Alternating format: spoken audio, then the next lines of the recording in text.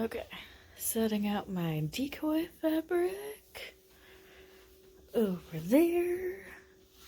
Look at how pretty this is, Mia. See, look, decoy fabric. Nice. Decoy. Over here. Maybe not. Dang it. Hey everyone, Allison here, and I hope you're having a good Black History Month and you're learning a lot of new things. I know I am. Also, happy belated Valentine's Day. Thankfully though, because February is known as a super romantic month, I figured that I can use that theme for my super romantic dream cosplay, Sailor Moon! But I'm doing Sailor Moon with a Regency Era twist. I figured that I could very easily translate Princess Serenity's dress into a Regency Era ball gown and then video it for all of you guys. I'm using Butterick pattern 6074 in template A here because it's very similar to her dress. And also use like 2.5 curtains that I have. I'm also wearing Arda wigs Jasmine. It's a very long ponytail wig in ash blonde, and all of the jewelry except for these are from Hot Topic that you'll be seeing me wear are from Damesalamode. So definitely will include links in the description. If you're unfamiliar with Sailor Moon and are hearing me do like 2 different like names for her, Sailor Moon is a Japanese anime that focuses on a middle school girl whose name is Usagi, who finds out in the very beginning that she's a reincarnated moon princess named Princess Serenity, from her cat Luna, and she finds out that she's got magical powers and kicks butt with her friends, the Sailor Scouts. And I realize how this sounds, but it was definitely something. This was a series that I definitely needed in not middle school, in the 90s, because it focuses on love and friendship and girl power and is really kind of lovely in that way. So let's get to it. First up is seam ripping the faux shantung lining layer. And now for our embroidery layer. Okay, setting out my decoy fabric over there. Look at how pretty this is, Mia. See, look, decoy fabric. Nice. Decoy. Over here. Maybe not. Dang it. Okay, maybe it will work. Let's not jinx it.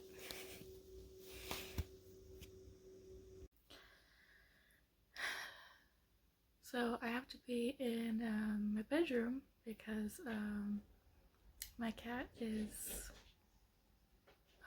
well, she really, whenever she likes to play, she likes to shove her precious paws through fabric like this. And I'm currently pinning out the design for this Regency Era jacket, or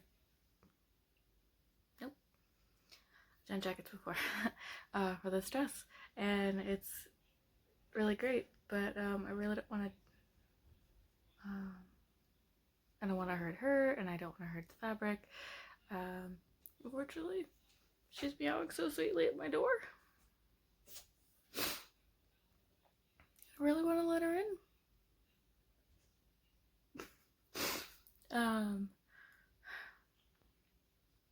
So unfortunately, I live in a very small space, and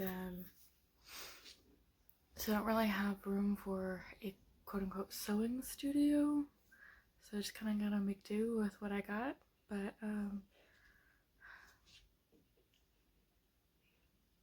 so sad.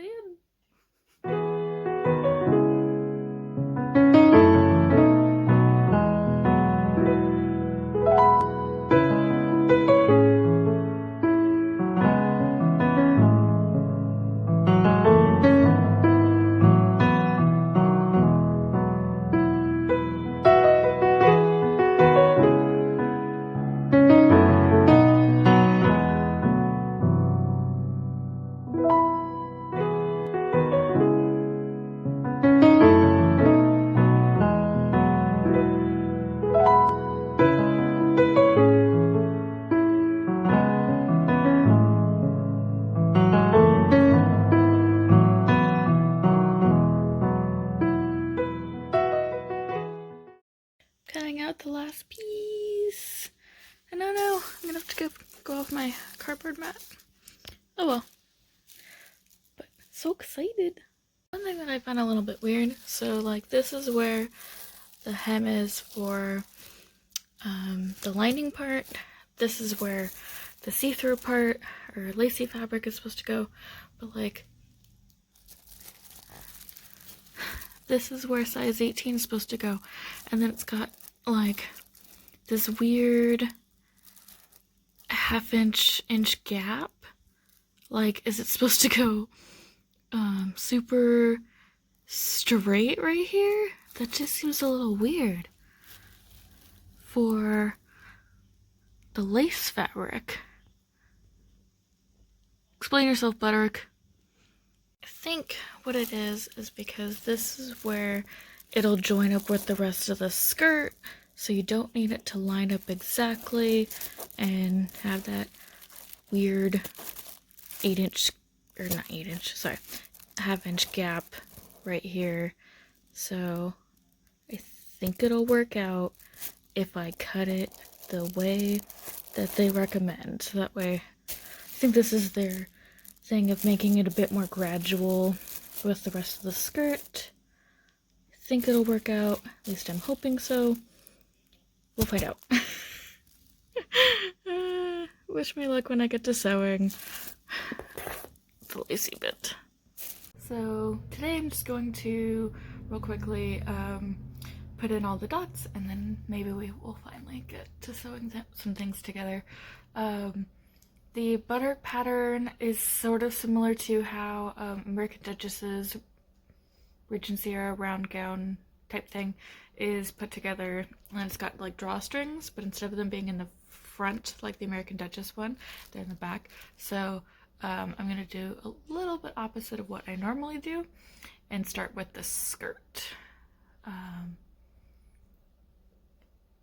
which is kind of how like Victorian patterns are supposed to go together, because they got all the bustles and corsets and petticoats and shenanigans, so you have to know what your skirt's doing before you put on the bodice. So technically that doesn't really apply for Regency Era, but I'm going to do it anyways.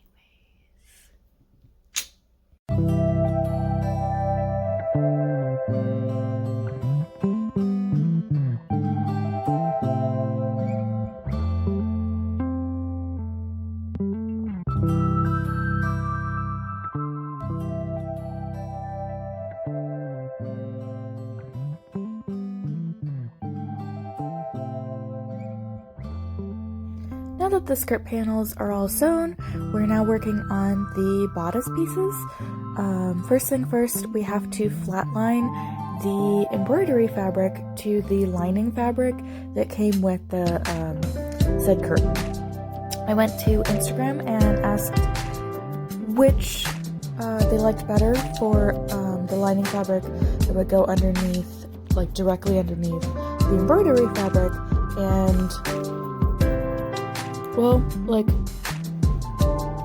3 of 3 people that voted really enjoyed the pure white lining fabric instead of the faux shantung fabric, and I have to admit it does give the embroidered fabric like a nice pop to it. versus the faux shantung, which is pretty much the exact same color as the embroidery.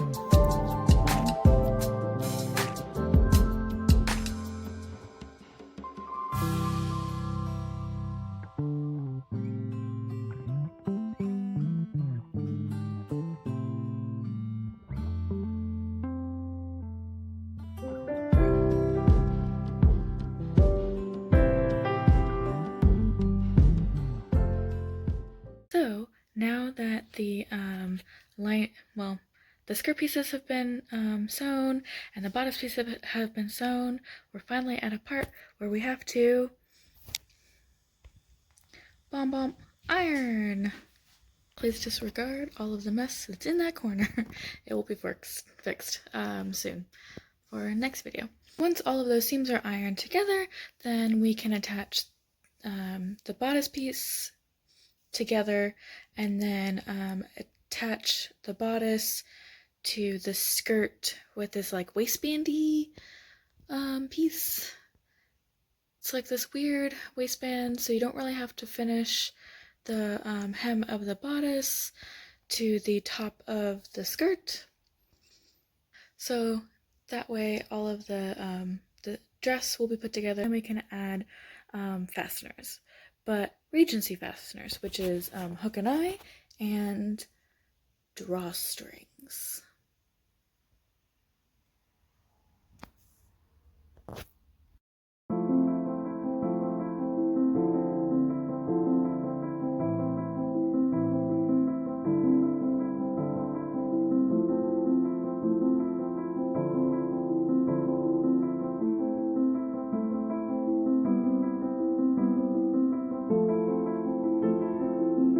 So now that all of the seams have been ironed open, we can finally attach the bodice lining to the bodice outer fabric, right sides together. We're going to attach it on the top edge, not the bottom hem, and in this way, when we flip everything over, we have a nice clean edge along the top, and then we can add a channel in for the drawstring for the top fastener.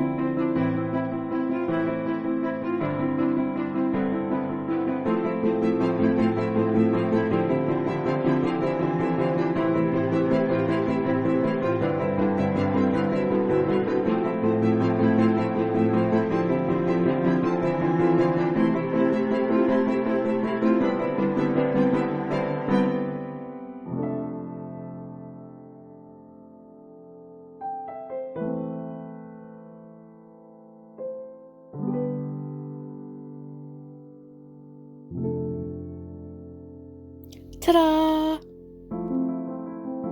Once the bodice lining and the bodice outer fabric have been attached, we now can use pinking shears and iron everything together. That way we can have like a nice crisp edge. I love crisp edges. That hole that I showed you there, they do want you to include that instead of just going all the way around, that little corner piece, you have to have a little hole there. That way, how else will the drawstring go through your fabric?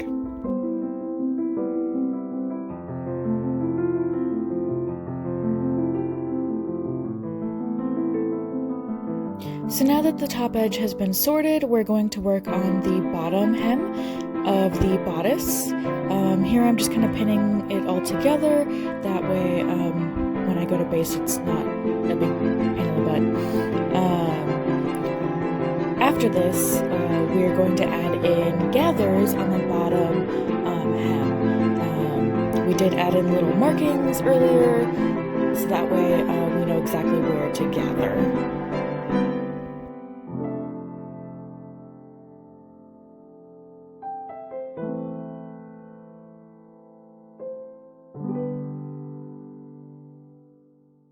Now it's time to gather.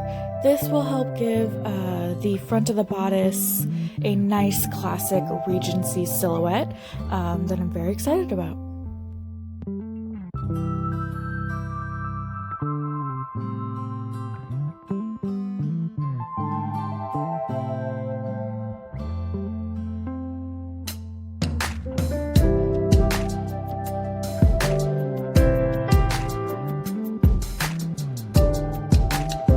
To form a casing for the drawstring on the upper edge of the bodice, Butterick wants you to use what's called a prick stitch.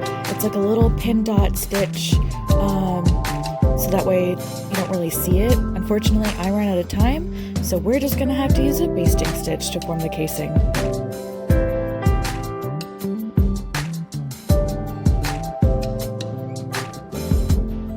Now that the bodice has officially been put together, we're working on sleeves. First, we have to flatline them.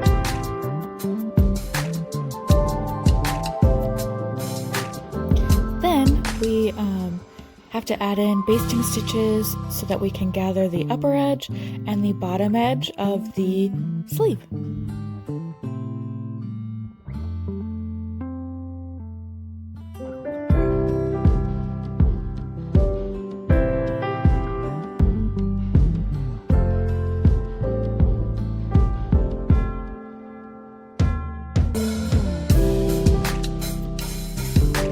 For maximum floof, we gotta have maximum gather. So gather, gather, gather.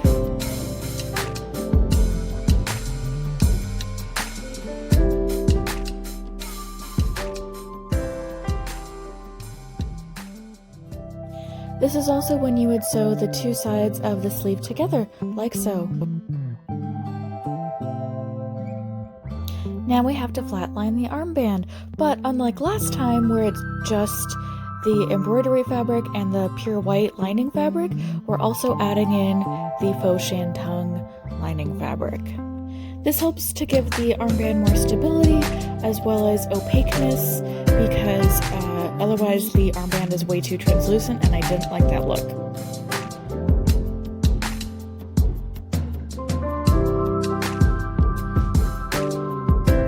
Once that's done, we have to now iron the armband. First up, we have to iron it in half flat.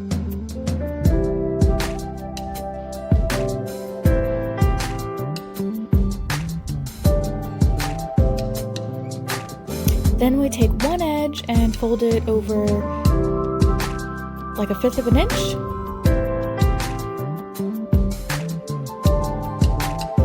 And iron that down.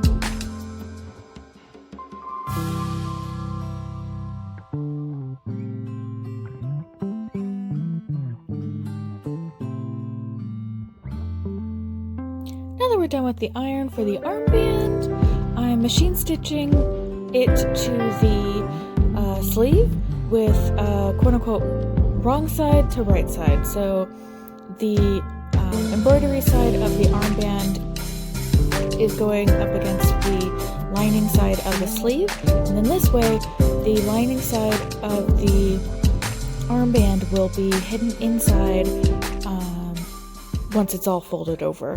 Here I have to whip stitch the armband to the sleeve because unfortunately something like 8 layers of fabric is a little too thick for my machine, and it was just way easier to whip stitch it down.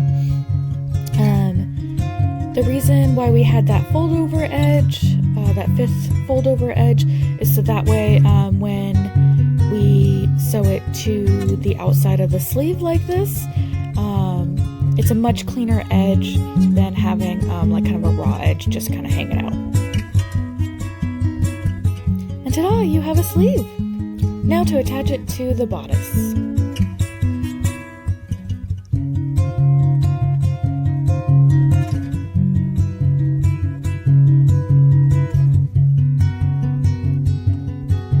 Now to take out all of the basting stitches that we added into the sleeve for maximum poof.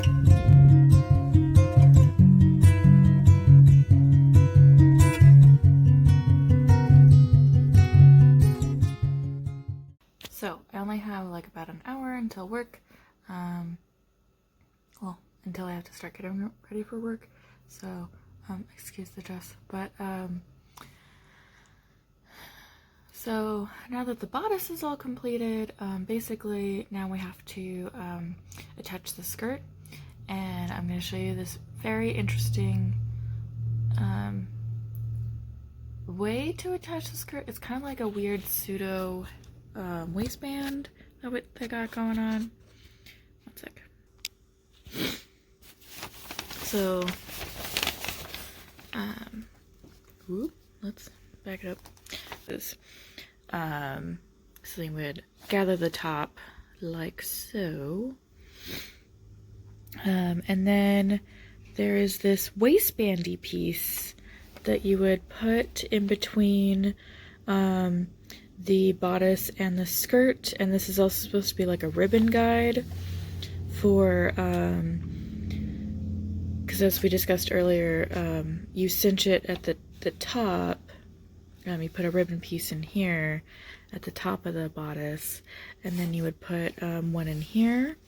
But also for B, they want it to look like this, where you have permanent ribbon decoration at the waist and on the armband at the bottom of the sleeve. And I don't really have fancy ribbon. Also, I don't really feel like, well, the ribbon that I do have is plenty fancy. It just doesn't really fit with this project. So I'm forgoing that, but I still need this waistbandy piece to kind of keep all the gathers where they're supposed to go. And for structure, also, because I have to have this waistbandy piece, when you flip the pattern over, it's kind of interesting. They want you to add, they just kind of want it raw in here, which sounds both wrong and wrong. Instead of having like a channel, like for the top, they want you to have it by itself, but keep it secured with a zigzag stitch. So because I have like 6 waistband type pieces, I'm going to make my own channel for this middle bit, so that way it doesn't look like, well, more or less this on the inside. Where is it? Flip it back. So that way it doesn't really look like this on the inside. I feel like that's probably going to drive me nuts. But we'll see. Sorry, wait. So this is what that ribbon detail and the armband look like on the outside. So bodice all put together. And so I didn't realize this until I gathered it all together and put an armband on it. But the faux tongue is kind of stiff. Oh, I need to take that up. But it's nice because it helps give it the sleeve more definition, and will give it more structure, so that way this will never deflate. Which is a good thing. I don't want that to happen. I want the fluffiest Regency sleeves in the entire world. Even though it may or may not be historically appropriate. I don't care. Now to add a backing to the waistband piece, that way it can become a belt channel. But first we need to finish up our skirt, starting with basting all of the skirts together at the top hem, and then we can finally work on our kind of slit opening in the skirt and basting it together, so that way we can have like a nice little rolled hem here, which will help give fasteners a little bit more structure, and overall make the skirt way easier to get in and out of.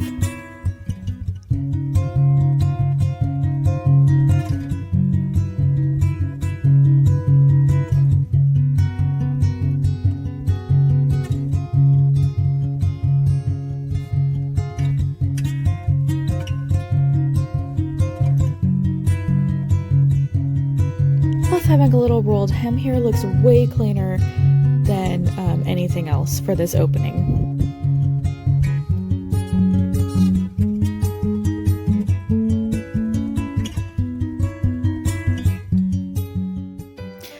Now that we have our finished opening, we can finally put in gathering basting stitches, and then again gather in between these circles that we've put with our chalk on the top of the skirt.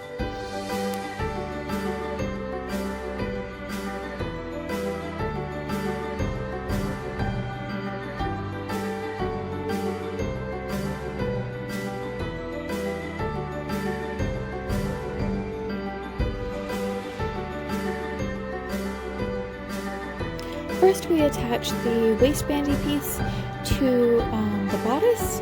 Here I'm just pinning it on, making sure everything is straight. We can adjust gathers also at this point because the waistband should be the same measurements as your own personal waist. And we're stitching it on. I love that with embroidered pieces you get fun things in the patterns, such as this super cute little and super appropriate bunny face. Even though this won't eventually be shown, I thought what better fun thing to add than having a gold trim as the drawstring in the upper channel of my dress. And now to add it in.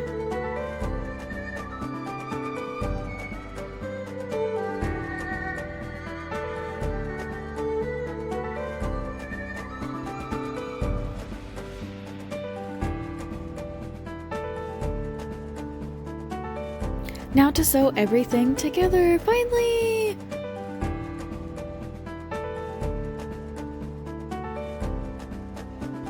Now for the reveal!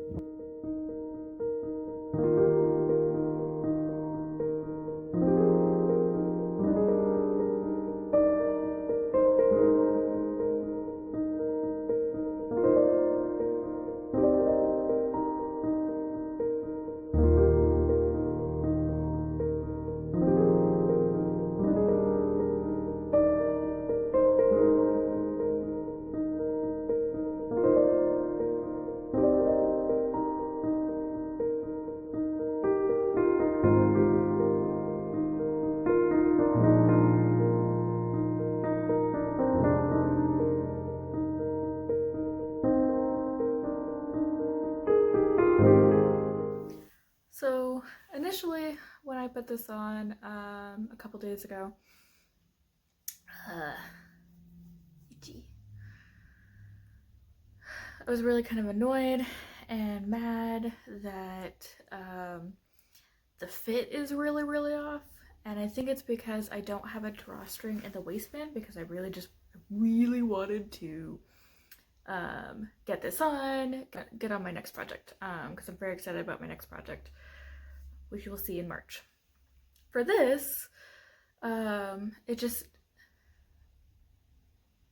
was like a couple days ago, and then I was sick, so I think it was just like I was in the throes of being out of sorts already, and the stress from everything just made me being sick way worse. But now I'm better. So take from me, listen to your body, otherwise, especially when it's been a while since you've had a proper break, because your body will get very mad at you and make you take a break. So don't be like me. But so definitely, I mean, the fit's a little bit off. I think I know what's wrong with it. It really annoyed me when I put this on at the beginning of this week when I finished it, but I'm feeling much better about it now. I think because I know why the fit was so off. The thing that like really kind of annoyed me when I put this on initially was that it's very tight in the arms, but very loose everywhere else. So I think maybe having a drawstring in the waist will definitely help, or having snaps. That way I don't have to like refit this entire gown and whatever. Because nothing annoys me more than having to redo an entire project. Ugh. With that being said, I'm very happy that in this wig they put doohickeys. They put combs, like snap combs in the front and then 2 snap combs in the back, so that way you can put this on, because they know that heavy ponytail wigs are going to be very heavy, so you can, so it won't slide off your forehead, but I have a very tall widow's peak, so it's kind of peeking through and it's wondering me, but I also didn't put the snap combs in, or snap the combs to my wig cap or my hair, so joke's on me. But actually I thought that styling the wig would be more challenging than it actually was. This went together very easily. I used a steamer and some foam curls. I love the little baby ponytails. I think they're super cute. And then I just took two side pieces and braided them into this, and then threw the rest of it all together into a bun, and I don't know, it like went together really quick and easy, and the jewelry from Damesalamode worked perfectly. It makes me so happy.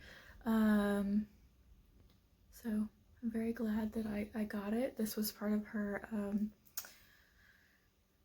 winter line, so I'm very excited for when COVID is a thing of the past and conventions are a thing again, and then we can all meet together, and maybe I will take this to costume college once I fix it. I do have era appropriate Regency era appropriate stays. I just really didn't feel like putting them on for some TikTok videos. So if you enjoyed this video, if it brought a little bit of light to your day, which I hope it did, please like, comment, and subscribe to my channel, and hit that bell feature so that way you get notifications every time I do upload. I do upload videos twice a month, usually one in the middle of the month and then the other one at the end of the month. At least I'm trying to do that. So I'll see you next time, and have a good day. Bye!